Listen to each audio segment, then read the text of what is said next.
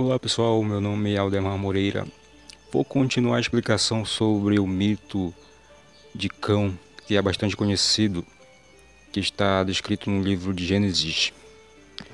Vou continuar a narrativa que eu iniciei sobre a lógica embutida no mito, que desafia a nossa noção de racionalidade, de cosmovisão. Nesse vídeo aqui vou tratar o mito de vários aspectos, por exemplo, do aspecto histórico, que o mito ele é bastante complexo, ele pode ser visto por vários ângulos. Um dos ângulos que ele pode ser visto é justamente seu caráter lógico interno e também, por outro lado, a sua dimensão objetiva, factual e, por outro lado, também a sua dimensão mitológica. Por exemplo, o caráter mítico, o caráter do gênero, o caráter da gênesis de algo, por exemplo. Isso está dentro do mito, do conteúdo do mito. Na narrativa do livro de Gênesis sobre a maldição de Cão, que na realidade é o crime de Cão, vemos, por exemplo, o personagem Noé se fazer como um Ha'adamah, isto é, um Ishi Ha'adamah. Só aqui já indica o caráter feminino do personagem, sendo que Noé não é uma pessoa real, um personagem no sentido comum que nós entendemos como o homem, por exemplo. Noé, na realidade, aqui ele está representando uma etiologia e uma tipologia. O que é uma etiologia? Uma etiologia é o caráter causal de um movimento. O elemento causal do mito é, na realidade, o príncipe, o principado, que a partir desse principado surge uma complexidade ou uma dimensão maior, por exemplo, uma ordem. Uma ordem, no caso aqui, é uma ordem social. Uma ordem é iniciada a partir do princípio, que é justamente a força, o vigor do príncipe. Percebam que Noé, assim como todo Adão, isto é, como todo homem, homem no sentido aristocrático da coisa, ele é tanto masculino quanto feminino, Isso é descrito lá no livro do Gênesis. E Adão é macho e fêmea, Logo, o que o narrador está enfatizando no início da narrativa do mito de Cão, que Noé se faz com um Ha'adamah, um Ishi Ha'adamah. Ele está enfatizando o caráter feminino. Noé não é uma pessoa real, como eu enfatizei. Por exemplo, Noé pode ser tomado com uma etiologia, como uma tipologia dos próprios acadianos, ou da primeira dinastia acadiana. Isso na realidade é uma hipótese minha que eu estou elaborando na realidade, que a partir dessa hipótese de que Noé é na realidade a dinastia dos acadianos, que se iniciou lá com Sargão o Grande, A partir disso, há toda uma cronologia, por exemplo, a narrativa bíblica enfatiza o caráter temporal dos personagens. Noé teve os seus 900 e poucos anos, No seu ano 500, Noé teve 3 filhos, Como é descrito lá no mito. O que significa isso? Significa que essa dinastia, na realidade, ela se ramificou em outras. A etiologia presente no mito é, na realidade, uma etiologia da causa, uma causa enquanto dominação. O povo acadiano, era um povo conquistador, Portanto, a etiologia está no contexto de dominação, Quando acontece uma dominação de uma região, por exemplo, o que está ocorrendo na realidade? Uma tomada de terra, uma cópula, uma relação sexual, Por quê? Porque o guerreiro é o macho, E a terra, ou o camponês que existe nessa terra, é na realidade, nessa visão poética, tipológica, É na realidade o feminino, O feminino na literatura sacerdotal pode ser visto em vários aspectos. Por exemplo, as águas. O feminino, por exemplo, em Gênesis 1, é tomado como as águas, As águas são o feminino. Por exemplo, o espírito aí é o masculino. O espírito que se move, né? Se move no sentido violento da coisa, é na realidade uma metáfora, né, para a dominação, né? Dominação que aqui é de uma tribo, de um povo sobre o outro, né? As águas representam o caráter passivo de um povo, né? E dessa união ou dessa dominação, né, nasce toda uma dimensão, né, que é descrita no livro de Gênesis, né? E o feminino também pode ser visto como uma cidade, né? Porque o feminino significa passividade, né? Assim, por exemplo, o feminino, ele pode ser visto como o camponês, né? Como é descrito na narrativa da maldição de Cão, né? Quando Noé aparece exatamente como um Ishihá Adamá, né? O narrador está enfatizando o caráter feminino, né?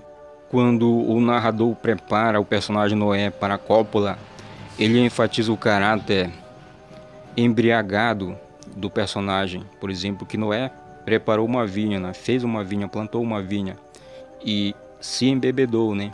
A partir disso, né, existe toda a preparação para a cópula, isto é, para a dominação, né? E é nesse sentido que vemos o começo da narrativa como uma espécie de preparação para a cópula, para a dominação, né? O personagem Cão, o elemento que enfatiza o seu vínculo ao Egito, isto é, não que o Egito é nomeado somente como Misrai, mas sim também como Cão, porque em vez ou outra, no Antigo Testamento, os autores enfatizam que, na realidade, Cão é uma etiologia mais antiga em relação ao Egito, né? Isto é, a descendência de Cão, ela vem toda a partir desse princípio do principado, ou do príncipe, que na realidade um príncipe anterior, né? A Misrai, Yaput, Yacush, etc. A narrativa do Antigo Testamento enfatiza a tenda de Cão, enfatiza a casa de Cão, os descendentes de Cão. Todos estão vinculados a um Egito mais antigo em relação a Misrai. Na realidade, Misrai é só um dos filhos de Cão, isto é, do Egito no sentido mais africano do termo, né? Qual é o vínculo dessa etiologia, né, do Egito com o Oriente, né? Por exemplo, com a Ásia Oriental, né? Na realidade, esse vínculo é justamente no plano histórico, né? A meu perceber, a minha hipótese é que esse vínculo é criado justamente pelos Ixos. Ixos eram conhecidos como povos asiáticos, né? Por exemplo, é mencionado como Aamu, isto é, povos asiáticos. Os Ixos eram líderes estrangeiros, né, que dominavam aquela região. Os Ixos são conhecidos com a 15ª dinastia, mas já na 14ª dinastia eles já estão presentes no Egito, já estão governando. Os Ixos entraram em conflito com a outra dinastia do Egito, que é a 17ª dinastia, né, aonde os Tebanos, né, que era a dinastia localizada em Tebas, né, que governava na mesma época que os Ixos, e que era uma dinastia paralela aos Ixos, que governavam em Avares, né, no oriente do delta do Nilo, e que com a expulsão dos Ixos, né, houve a ascensão de uma nova dinastia, né, que é conhecida como 18ª dinastia, né, que é também a ascensão de um período que foi denominado como Novo Reino, né. É justamente a 18ª dinastia, né, que cria todo esse elemento que vai compor o mito do crime de Cão, né, ou da maldição de Cão, né. Com a 18ª dinastia, emerge toda uma contraofensiva aos asiáticos e também outros povos que dominavam aquela região, né. Por exemplo, os Ixos dominavam grande parte, né, ou pelo menos o sul, né, com que hoje é conhecido como Canaã, né, que naquele tempo era conhecido como Retenu, né. A expulsão dos Ixos pela 17ª dinastia, a 18ª dinastia avança sobre o Levante, tomando Retenu dos Ixos, conquistando até o sul da Síria. Os egípcios fizeram das cidades-estados que eram vassalas de povos como Ixos, Amorritas e Hurritas, etc., que eram exatamente povos de linhagem acádio-babilônica. O sistema de vassalagem entra no Egito pelos Ixos e é usado pela 18ª dinastia sobre Canaã, até o sul da Síria. Os arianos estavam por aquela região, eram praticamente uma elite que dominava, que tinha toda uma tecnologia de dominação. Não à toa que a própria dinastia do Egito, a 18ª dinastia, na realidade ela se apropriou da tecnologia dos asiáticos, né, que vem na realidade dos arianos, né? Por quê? Porque foram eles os inventores do cavalo de guerra, da carroça de guerra, né? Foram os arianos que introduziram o cavalo, a tecnologia de guerra, né? O sistema de vassalagem, né, que veio por meio dos Ixos para o Egito e que a própria dinastia, a 18ª dinastia do Egito, usou contra os próprios asiáticos e arianos posteriormente, né? E houve essa influência. A própria palavra cavalo na língua semita ou nas várias línguas semíticas da raiz sassá vem da influência indo-ariana ou mesmo sânscrita, né? A sua significa cavalo em sânscrito, mas que é muito próxima ao semítico, a palavra semítica sassá. Essa influência da tecnologia dita oriental, né, que influenciou todo o Oriente Médio, o Oriente Próximo, veio na realidade por meio de várias levadas que ocorreram naquela região, né, por vários momentos de dominação, que foi justamente parar no Egito, na 18ª dinastia, né, por meio dos Ixos, né. É tão verdade que o fato da dominação da 18ª dinastia no Levante, né, é na realidade a explicação da etiologia que existe no mito da narrativa do crime de Cão, que o próprio nome Canaã aparece justamente nesse período, né? Porque não existia. Canaã era chamada tanto como Retenu, né, ou Retenu, como também Dijarri, né, e outros nomes, mas nunca era chamada como Canaã, né? O nome Canaã vem do Urrita, Canarri ou Canaru, que pode ser indicada a cor púrpura, né? Onde esse nome vai adquirir vários sentidos conforme o contexto, né? Por exemplo, vai tomar o sentido de superioridade e inferioridade, né? Porque justamente o contexto do Egito ele vai enfatizar um caráter de dominação, né, e de submissão. E justamente essas palavras vão ser modificadas nesse contexto, né? Assim, toda aquela descrição das tabelas das nações que está enfatizado no livro 10, no livro de Gênesis, né, é na realidade toda uma descrição etiológica, tipológica do contexto de dominação, né?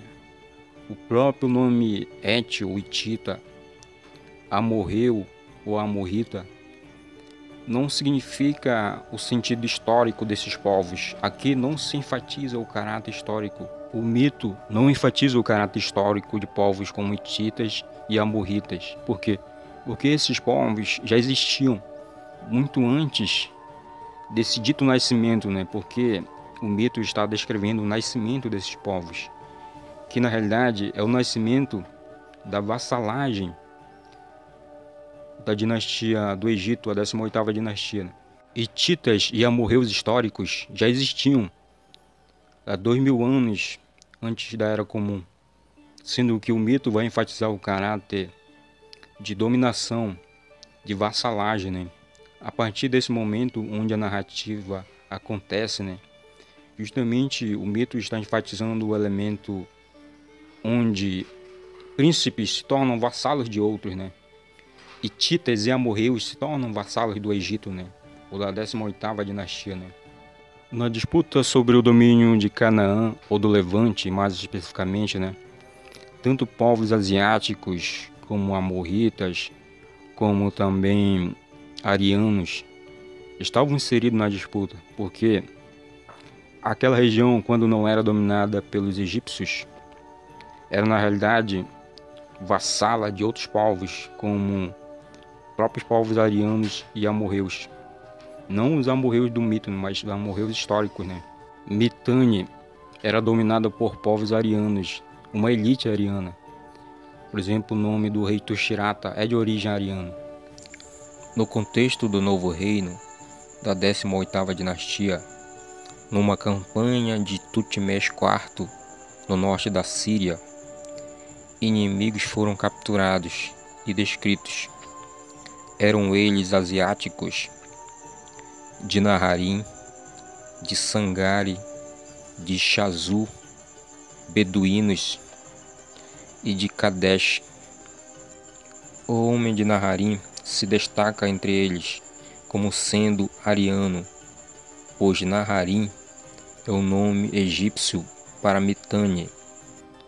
A dinastia que governava Mitanni, na realidade, era uma dinastia ariana. E essa dinastia, ela fez um acordo com os faraós do Egito, trazendo inclusive suas filhas para casar com os faraós. Fizeram uma espécie de irmandade. Nas cartas de Amarna, Tushirata chama Amenhotep III de irmão. Isso quer dizer o quê? Que o domínio do Egito no Levante, né, que fez uma aliança com os arianos de Mitanni, criou na realidade uma relação de irmandade. Por isso que no mito da maldição de Cão, ou mesmo no mito de Gênesis, existe uma relação de família. Tanto Sam, Jafé e Cão são na realidade irmãos, mas não irmãos de sangue no sentido que nós entendemos, mas sim essa irmandade é uma irmandade dita divina. Por quê? Porque é uma relação de reis e irmãos.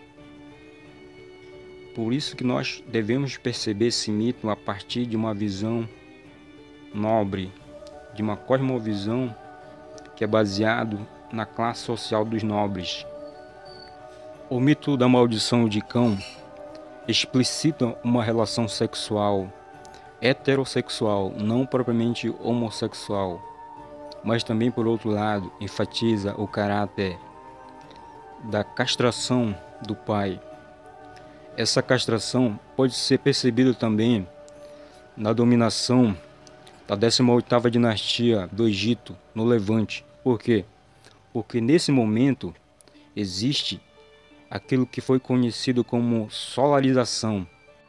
A solarização do Egito é uma espécie de monolatrização da adoração do deus Sol, feita por Akhenaton. Akhenaton implementa a adoração de um único deus, que é o deus Sol.